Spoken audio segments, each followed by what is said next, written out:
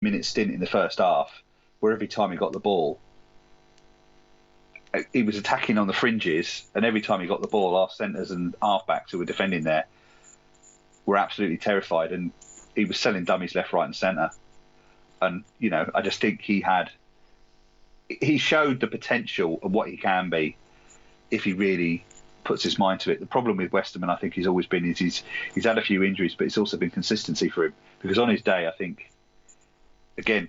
I still go back to anyone who chose to leave a Warrington side that was competing to trophies to go and play for a Toronto side in a lower division is a question mark. Yeah, it's an attitude thing. It's undoubtedly an attitude. But then again, the guy whacked his kneecap back into place, didn't he, as well? So there's I don't think you can't say he's not hard, but absolute nails. But equally, I think, although with Toronto, how much of it was he's gone for the cash? Because let's be honest, it's a short career. The fact that some of them didn't get the cash is a separate kettle of fish. But I think a lot of the players who went to Toronto, you might as well make sure they can actually pay you. Went for the money. Because let's be honest, all Wilkins' protestations to the different, he went. He openly said it. Yeah. Yeah, he went for the money. He was retiring. And I don't think he was the only one that did. So, but anyway, my player of the week, definitely Joe Weston. Right, well, I think people might be able to accuse me of Wigan bias or anti-Saints bias, but really this is all about Toulouse, I promise you. I've gone with Paul Marcon, and the reason I've gone with Paul Marcon is he's played at Toulouse for 10 years now. It's his 10th season with the club, and so it's great that someone who's had such longevity with the side is the man who scores the winning try in their first Super League win. He's been there through the whole journey of the League One and Championship times, when they came into the Championship, went away, came back, all of that. Mm-hmm. And so I think I'm giving it to him because of the story, the narrative around it. Toulouse, long-standing Toulouse legend, scores the winning try in their first game in Super League. I think that's fantastic. I don't know how you got in the predictions last week, Lee, but I was doing amazingly up until about 20 minutes to go in the Salford Leeds game. The first two games, I got perfect scores. Pick the winner, pick the margin. But that was all it was for me. 2 out of 6. David went 2 out of 6 as well because we went for the same results in every game. And let's be honest, I suspect both of you went for Saints to beat Toulouse, so that's scuppered you for a start. Yeah, exactly. Well, there was the 3 upsets really, wasn't there? Wakefield, Toulouse, and Salford to an extent, you could say, were upsets. In the Super Brew, in the host league, I stay top, but Scoots has closed the gap. She's wearing the yellow cap this week into second. David drops to third, and Alan is fourth. In the main Super Brew, John McNelly, he gets the double of wearing the yellow cap and staying top of the table. It might have been John, but there was someone. John's a Saints fan, but I don't know if he gambled on this. But someone picked Saints to win by 1, and I bet they did that thinking everyone else will have gone Saints by loads. So if Saints do happen to lose, I'm going to get the most points, and if they win, I'm not going to lose out too much because everyone else will have the same score. So it won't make any difference. Quarter of a point margin difference. So that was a sharp piece of play by whoever did that, and I think it might have been John. In the Fantasy League, Simon Andrew Arthur stays top, although his lead is down to just 1 point. 6th place Russell Griffith, though, is the main man this week with his side Mogstars. They scored 700 points to top score in our competition this week, so well done to Simon and Russell. Thanks for everyone who got the views in on the games this week. I think the sun might have got in the way of people getting in some of the views, and also there was a bit of a glitch in the system that meant the Cass Wigan game didn't get tweeted out at the time of the game, and I was driving home, so I didn't realise until the next day. So yeah, we'll try and address that for next week, but make sure you get your fan views in on the games next week. We're now going to take a quick break.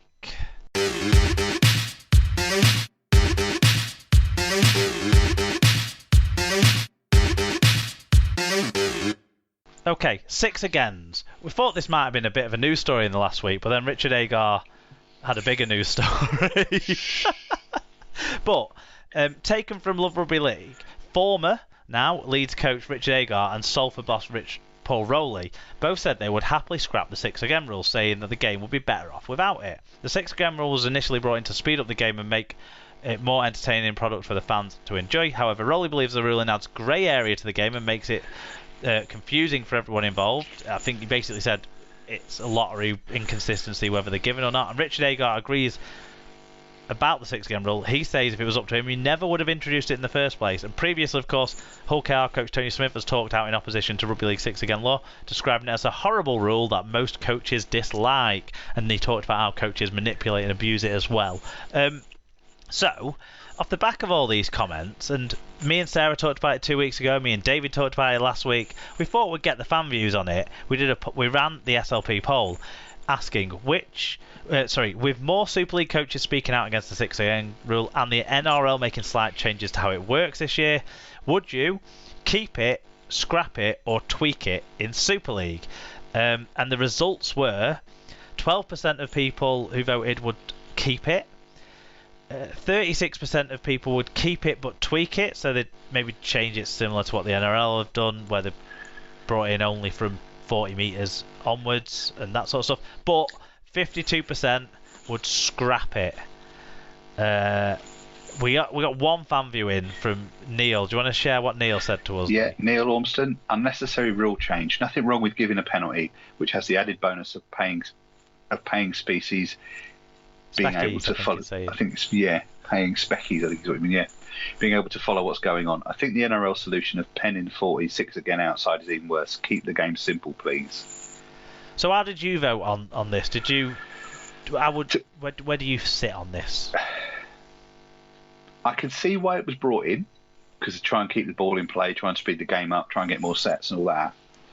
But equally, I think it is clearly being used by sides to buy themselves time, particularly when the other team is coming out from their defence, bringing the ball out at the start of a set of 6. You know, we did it on Thursday night against Cass. Cass did it against us on Thursday night, just to slow sides down at the play of the ball and to, give their defences time to set. And actually, to a degree, you could argue it penalises the attacking side, because all they do is they effectively get another tackle, because it's generally happening the first or second tackle in a set of 6 when you've maybe only gone 4 or 5 metres from your line. Yeah. So all you're getting is an extra couple of tackles, whereas if you get a penalty, you're gaining most of the time a minimum, say, 20 or 30 metres, aren't you, up the pitch? And you're then starting your set 15 metres from the halfway line, as opposed to 40 metres from the halfway line. So I wouldn't have a problem with going back to the original, or the old version where it's a penalty for everything. But I can understand why they've done it, and I don't necessarily think the way the NRL have decided to tweak it is the worst way in the world to do it if you're going to keep it. But for me, I think I'd quite happily scrap it, because I don't think it makes a significant difference to the amount of time in the game. Yeah, if we move the simplicity thing to one side with what Neil said, I kind of agree with what you're saying in terms of it achieves the objective of still the NRL change, that is, of stopping the cynical ones where it's tackle 1 or 2 in your own end, or in the other team's own end, but it keeps that fast paced up when teams are in attack, so you're not breaking up the attack. Conversely, in the Wigan game, Cass actually gave away 2 6 agains before Wigan got that dropout that then led to the Willie Isa high tackle on Willie Isa that led to the red card and got a penalty anyway. If Wigan had been given a penalty for either of those, they would have took the 2 at that stage. Probably we never would have ended up with Brad Martin's tackle. Yeah. It might not please people who want things to be simplified, and I totally get the argument for wanting things to be simplified, but I sometimes think 6 agains can be penalties for some of the ruck offences are disproportionate sometimes. A player can leave the hand on the ball fractionally too long and you lose 20 metres in field position. I think that sometimes, I don't know, I do like the 6 again, that it doesn't constantly stop things over what can sometimes be really minor infringements. And I think sometimes with the penalties as well, you're down to the interpretation of the referee at that particular moment in time, and how they're feeling on that day and stuff like that. You know, which is a similar argument to the six agains argument, isn't it? Yeah, that Rowley made. It's the same. There's so many times where you thought, well, why is that a ruck penalty, but that one not? Yeah. You know, I mean, and there is an element, I think, of when you watch, as a fan, when you're talking about it, you watching it through your, in our case, our cherry and white tinted spectacles. But there's also the case of, you know, you watch the games as a neutral, and you watch it, and you know, you watch it and you think, why the hell's that been given? What's that? Why is that a penalty and that not a penalty? Or that six again and that not a six again? And I think with six again versus penalty, it makes that discrepancy smaller because the detriment is less, because all you're doing is getting extra tackles rather than extra territory and then those extra tackles. So you've still got to do something with it as an attacking side to, you know, create the tries or whatever. But I would like the referees to use discretion more. You know, we've seen a referee sin binning people for repeated six again infringements. We saw that the other day. But did he actually give a six again, or did it then get turned into a penalty when Bodie and Thompson got sin binned? I don't know. I can't remember. No, I can't remember either. But ultimately, I think sometimes penalties can be given. Like in the Wigan Cass game, Cass were clearly kind of doing it to slow Wigan down and cling on, knowing that it wouldn't give that it gives them less chance of the score being different than a penalty would have been at that point. The 2 points would have meant more to Wigan than the six again would, and vice versa. So discretion there, after they gave two away in three tackles, says penalty on the second one, because it's a deliberate ploy here rather than just a bit of messing around at the ruck. It's more than that. It's a deliberate slowing down of the ruck. And similarly to the ones where it's on tackle 1 or 2, I think if refs exercised more discretion and gave a penalty if two six agains are conceded close together, or if a team persistently gives away six agains on tackle 1 in a match, and you know, all they have to do is say next one that you give on tackle 1's a penalty, and then Hull won't keep doing it, or you know, Cass wouldn't have done 2 out of 3 tackles, or you know, you wouldn't get the same thing. St Helens wouldn't have had so many against Hull KR that. Or however it fell. I remember that game it was moaned about, but I can't remember exactly what happened. But, you know, those examples that we all talk about for our sides. So I think keep it, and the tweak should just be that referees exercise more discretion, but make it clear. The problem we've got, I suppose, is we don't always know why the six again's given, whereas when a penalty is given, we know what sort of ruck interference it was. Yeah. If there could be a way that refs can give a signal on the fly for if it was for hand, you can hear it when you watch the telly, but you can't hear it in the stadium. If it was for a hand on a ball or if it was for a flop, do you know what I mean? Yeah, I mean, it doesn't help as well that sometimes the six again's given, and as a fan, you don't, depending on where you are, they don't always realise it's been given, because you don't always have the hooter going in the ground or whatever. There was a couple on Thursday night in our game. Yeah, that's become an issue, hasn't it? Where the only reason you know it's six again is because you've heard, you know, the one thing you can say about Kendall is you can always hear him. You know, he's always communicating with the players. Whether he's doing it the right way, whether it's right or not, is another argument. But he's always talking, and you could always clearly hear him shout six again. But probably 50% of the six agains that were given on Thursday night, the hooter didn't go. So if you weren't really paying attention at that point, you wouldn't have realised that he's restarted the set. Yeah, true. Yeah. I think what we've done here, Lee, is talk about it, but not really clear up where we need to go with it. We've not really made a decision, have we?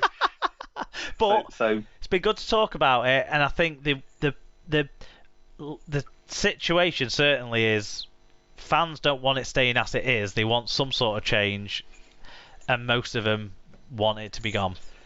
So the sport has to listen to the fans to an extent on that, I think. Yeah, and I think listen to the coaches as well, because I think most of the coaches are against it.